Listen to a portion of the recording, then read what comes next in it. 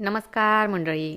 Star प्रवाहावरील लग्नानंतर होईलच प्रेम या मालिकेच्या पुढील येणाऱ्या भागामध्ये आपल्याला असं बघायला मिळणार आहे की काव्या नंदिनीला म्हणते की तू घरी आल्यापासून मला आणि जीवाला एकत्र बघते. आम्हा दोघांना असं एकत्र बघून तुला 16 डिसेंबर आठवते का?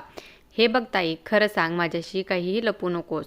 तर इकडे जीवा आता रम्याला खूपच रागात बोलत असतो की दादा, काव्याला सोडायला गेला म्हणून तुझी अशी चिडचिड होते का? तर रम्या म्हणते की तू मला काय बोलतोयस? मी तुला काही बोलले का? तेव्हा जीवा म्हणतो की तू मला नाही बोललीस, पण नंदिनीला तर बोललीस ना.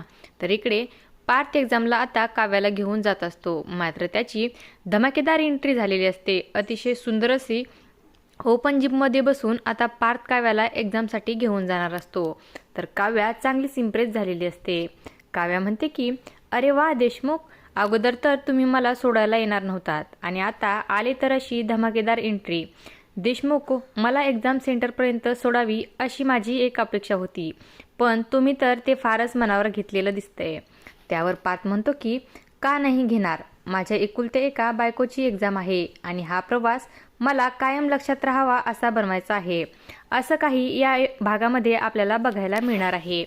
अशाच मालिकांच्या नवनवीन अपडेट्स पाहण्यासाठी आपल्या चॅनलला सबस्क्राईब करा आणि व्हिडिओ आवडला असेल तर लाईक आणि शेअर करायला विसरू नका. धन्यवाद.